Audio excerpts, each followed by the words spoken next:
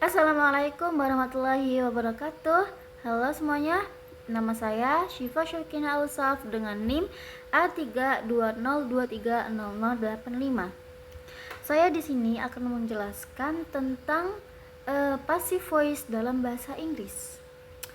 Passive voice itu apa sih? Itu adalah kalimat pasif. Kalimat yang subjeknya menerima tindakan dari kata kerjanya. Kalimat ini merupakan kebalikan dari kalimat aktif. Simpelnya gini, passive voice adalah bentuk kalimat yang lebih menekankan pada objek atau tindakan yang terjadi, bukan siapa yang melakukan tindakan. Dalam kalimat aktif, subjek melakukan tindakan seperti ini. Di kalimat aktifnya, the chef cooked by the meal. Salah ya, nggak ada by-nya. The chef cook the meal. Kokinya memasak makanan. Sedangkan dalam passive voice, fokusnya ada pada objek, sehingga kalimatnya menjadi the meal was cooked by the chef. Gitu ya teman-teman. Kemudian ada juga yaitu struktur dari passive voice ini. Ada apa? Ada subjek plus to be plus past participle atau verb 3 plus by tambah pelaku jika diperlukan. Adapun contohnya juga seperti yang kita tahu, contoh dari kalimat pasifnya seperti ini. Kita bikin contohnya dulu. Misalkan ini, scientists discover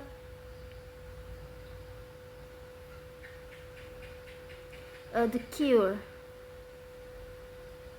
Nah, ini kan masih kalimat aktif nih, yang artinya para ilmuwan menemukan obatnya.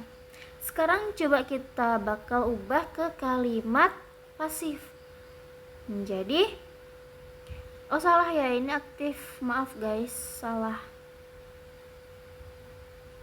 Nah gini, menjadi kalimat pasif. Gimana kalimat pasifnya? Ada yang tahu nggak? Jadi kalau ini diubah ke kalimat pasif, nanti jadinya the cure was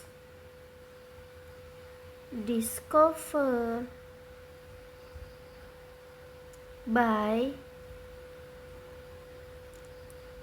scientists. Nah, jadinya gini ya. Jadi, kata kerja be dalam passive voice itu harus sesuai dengan tenses kalimatnya. Sementara kata kerja utama selalu dalam bentuk past participle atau verb 3. Oke, terus juga ada contoh penggunaan passive voice. Beberapa contoh kalimat aktif dan pasif dalam berbagai tenses. Berikut beberapa contoh perubahan dari kalimat aktif ke pasif. Bisa kita lihat dari contoh yang pertama, yaitu simple present. Kalimat aktifnya ada she writes a letter, diubah ke menjadi kalimat pasif seperti dengan struktur yang sebelumnya kita bahas tadi, menjadi a letter was written by her. Terus yang kedua ada contoh juga dari simple past. Di kalimat aktifnya bisa kita lihat ada they built this house in 1990, diganti ke pasif jadi this house was built in 1990. Gitu ya guys. Jadi ngikutin dari struktur yang sudah kita bahas sebelumnya tadi. Terus yang ketiga nih ada present perfect. Ya, coba kita ambil kalimat aktifnya. Itu kayak gini. Someone has stolen my phone. Kita bakal diubah menjadi kalimat pasif. Ada yang tahu kalimat pasifnya jadi gimana? Ya benar. Jadi kalimat pasifnya sama aja, tetap mengikuti dari struktur yang sebelumnya.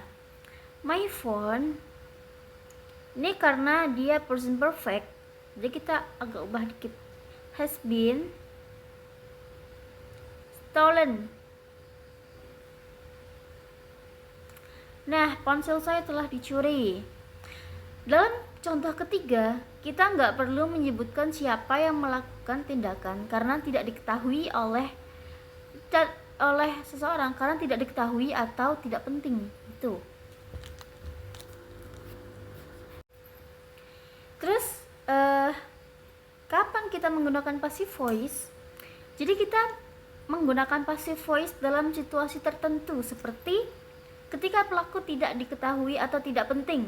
Kayak yang contoh nomor 3 tadi ini, kan tidak diketahui itu. Saat lebih penting menekankan hasil daripada siapa yang melakukannya. Contohnya, ini contoh terbaru lagi. Contohnya itu kayak a new a new law was passed last year. Nah, undang-undang baru disahkan tahun lalu. Nah, ini kan lebih penting daripada siapa yang melakukannya gitu, guys. Dalam contoh tulisan formal atau akademik, ada juga contoh kayak gini. Ini dalam tulisan formal atau dalam akademik tuh gini. The experiment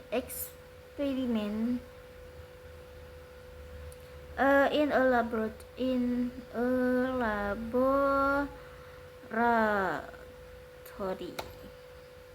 Eksperimen dilakukan di laboratorium. Gitu. Jadi intinya passive voice itu digunakan untuk menekankan objek atau hasil suatu tindakan. Kita membentuknya dengan to be plus verb 3 dan bisa menggunakannya dalam berbagai tense sesuai kebutuhan.